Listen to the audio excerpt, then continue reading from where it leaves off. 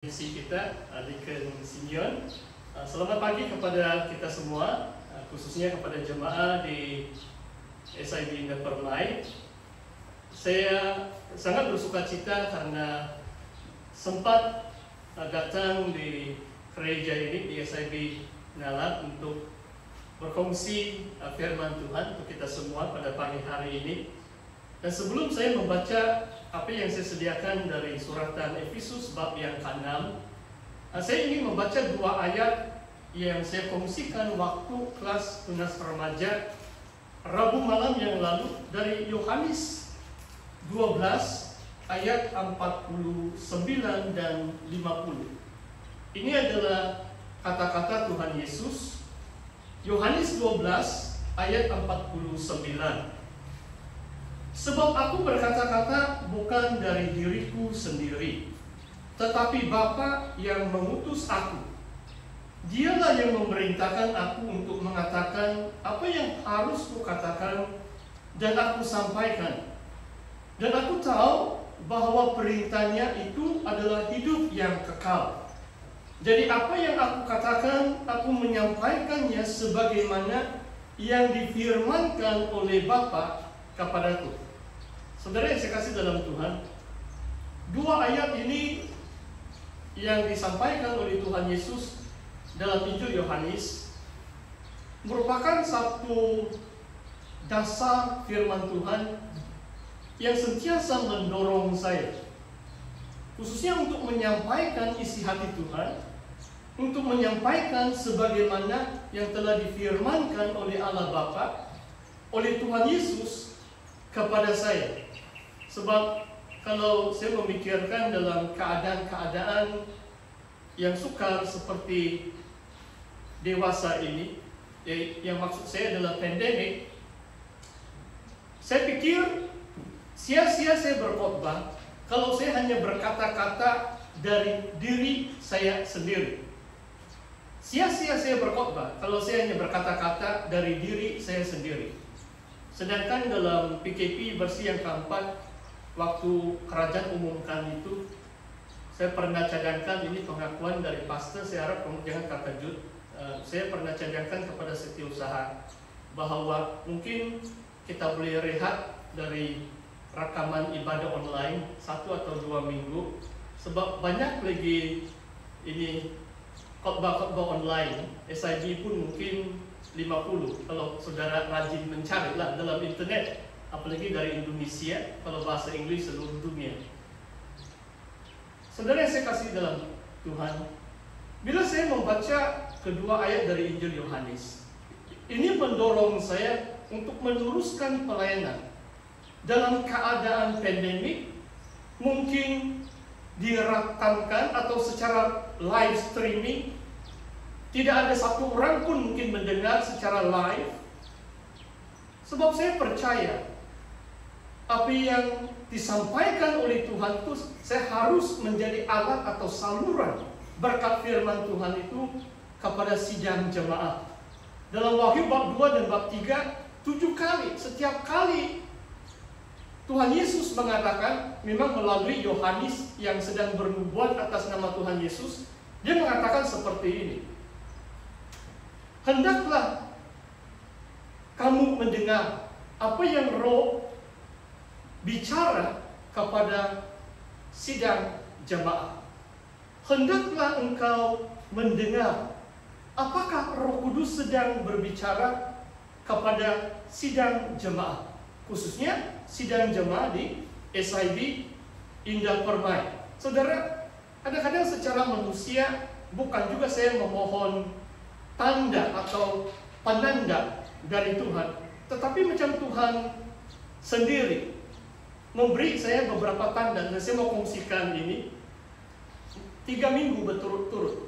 Beberapa minggu yang lalu, setelah saya khotbah sejak tentang ini Jubeli, perhambahan dan pembebasan, tahun Yobel Jubeli, keesokan harinya ada seorang teman dari Singapura. Dia beritahu kepada saya, tanpa saya tanya, dia bilang tahun depan saya merayakan tahun Jubeli saya. Dia akan berusia 50 tahun lah itu. Dan adalah bahan cerita. Saya bilang baru kemarin saya khotbah tahun Jubeli, saya suruh lagi dia baca Imamat 25. Dia bilang ya saya akan baca Imamat 25. Dan minggu berikutnya atau minggu yang lalu saya berkhotbah tentang peperangan rohani, tentang doa yang mengalahkan pemerintah dan penguasa di dunia yang gelap ini. Dan satu contoh yang saya tidak ambil dari nota yang saya sediakan, saya percaya itu suara Roh Kudus. Saya ambil contoh nama Gideon. Dan hari berikutnya, Isnin yang lalu, saya terbaca di Jerusalem Post. Itu ahli kaji purbakala, arkeologis, mendapatkan serpihan pottery. Tidak tahu itu pasu, bunga atau bagaimana. Dan tertulis di situ, ini pasu yang 1100 tahun sebelum Masehi, lebih 3000 tahun yang lalu. Ada nama Gideon, dalam bahasa Ibrani-nya adalah Zeruba'al. Adakah itu kebetulan bahwa saya baru sebut Gideon, keesokan nama Gideon muncul di Israel?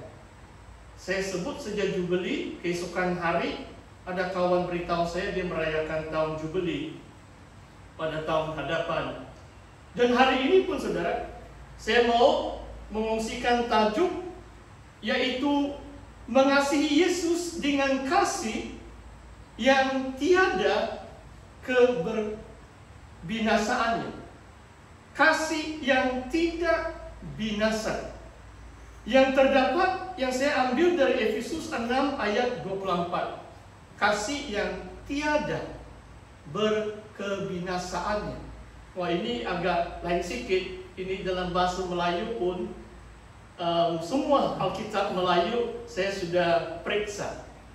Kalau Alkitab versi Borneo, terjemahan perkataan yang terakhir dalam ayat 24, ini perkataan yang terakhir dalam suratan Efesus. Hari ini merupakan khotbah terakhir dari suratan Efesus sejak Julai 2020 tahun yang lalu. Dan perkataan ini beberapa terjemahan seperti versi Borneo mengatakan kasih yang kekal. Mengasihi Tuhan kita Yesus Kristus dengan kasih yang tidak binasa. Ini terjemahan baru. Ada yang satu versi mungkin berita baik, kasih yang tidak kunjung padam, kasih yang tidak padam. Dan saya petik dari satu versi yang saya cari, ini adalah mungkin Melayu lama, tapi mungkin yang paling tepat. Nanti pasti akan berusaha baca itu bahasa Yunani untuk saudara, di mana kasih yang tiada berkebinasaan. Mungkin itulah yang paling tepat menerjemahkan perkataan Yunani yang agak ajaib dalam peranggan ini. Saudara, sekarang saya mau baca dari ayat 19 sampai 24 dari Efesus 6. Dan untuk aku supaya kepadaku, jikalau aku membuka mulutku, dikaruniakan perkataan yang benar, agar dengan keberanian aku memberitakan rahasia Injil yang kulayani sebagai utusan yang dipenjarakan. Berdoalah supaya dengan keberanian aku menyatakannya sebagaimana seharusnya aku berbicara, supaya kamu juga mengetahui keadaan dan hal ilmuku.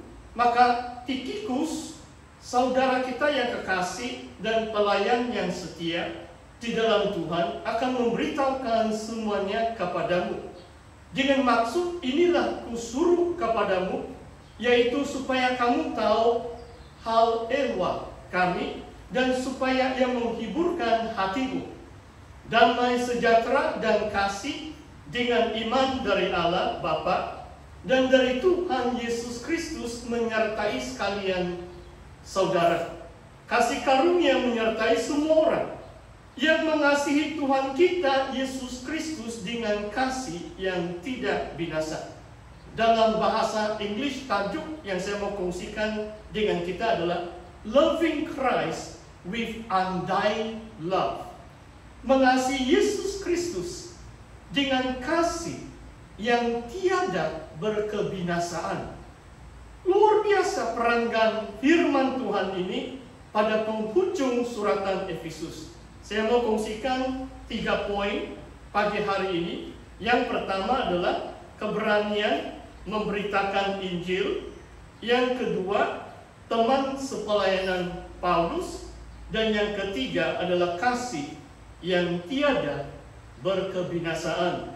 Saudara, yang poin yang pertama di sini, Paulus memohon jemaat di Efesus untuk mendoakannya. Bagi saya inilah satu sikap pemimpin. Paulus adalah rasul yang agung, saudara. Dia tidak ada gelar presiden atau bishop, tapi kalau ahli sejarah mengatakan siapa yang paling berpengaruh menubuhkan gereja di sini sana. Hampir seluruh kerajaan Romawi, kalau dalam Kisah Rasul dikatakan, atau dalam suratan Romawi, dia katakan dia mau sampai ke Spanyol. Kemungkinan Paulus sudah sampai Spanyol, sebelah barat kerajaan Romawi. Dari timur sampai barat, Paulus sudah memberitakan Injil. Tidak ada orang lain selain Paulus dan tim pelayanan yang bersama dengan Paulus yang lebih berpengaruh dalam pertumbuhan gereja pada abad yang pertama. Jemaah orang Yahudi dipimpin Rasul Petrus dan Yohanes cuma bertapak di Yerusalem, beberapa kota di Israel, tetapi Rasul Paulus lah, mungkin 95% lebih banyak gereja di luar Israel ditanam oleh saudara Paulus yang digelar Rasul Paulus. Namun demikian dia amat rendah hati memohon doa dari jemaat Efesus supaya dia dikaruniakan keberanian keperkataan untuk memberitakan Injil. Perhatikan ayat 19. Jika aku membuka mulutku. Nah, saya senang dengan kalimat ini. Sebenarnya ramai orang tidak berani membuka mulut, apalagi untuk memberitakan Injil. Itulah sebabnya Paulus sendiri memohon supaya jemaat mendoakannya diberi keberanian untuk memberitakan rahasia Injil. Saya secara pribadi mengaku, banyak kali dalam pertemuan saya dengan teman-teman saya yang belum mengenal Tuhan, kadang-kadang saya pikir saya mau beritahu saja, Yesuslah jawaban pergumulanmu, atau Injil Kristuslah jawaban permasalahanmu. Tapi saya macam segan, saya tidak begitu berani. Saya perlu didoakan supaya lebih berani lah itu, sesuai dengan teks firman Tuhan ini. Saudara, bukan senang untuk kita membuka mulut. Saya percaya setiap orang Kristen mengalami apa yang Paulus alami. Dia memohon supaya didoakan. Waktu dia membuka mulut, dia diberi perkataan yang benar, agar dengan keberanian dia dapat memberitakan rahasia Injil. Saudara, perkataan keberanian di sini disebut 2 kali, ayat 20. Bahkan kalau saudara tahu kaidah penyampaian firman Tuhan dalam abad yang pertama, kalau suratan Efesus ini sampai di kota Efesus, menurut ahli sejarah mengatakan mungkin paling-paling 10% dari penduduk dapat membaca. 90% ke atas hanya pandai mendengar saja.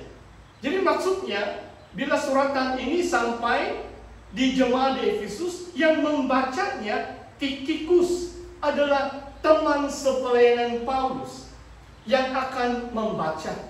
Tidak tahu adakah dia menambah penjelasan lepas penjelasan. Dan di antara kaidah, sebab ini oral culture, budaya lisan, maksudnya hanya orang pandai mendengar, mengerti, tanpa pandai membaca. Kalau poin itu penting, penulis itu akan mengulanginya. Itulah perkataan keberanian diulangi. Ayat 19 dan juga ayat 20 ada perkataan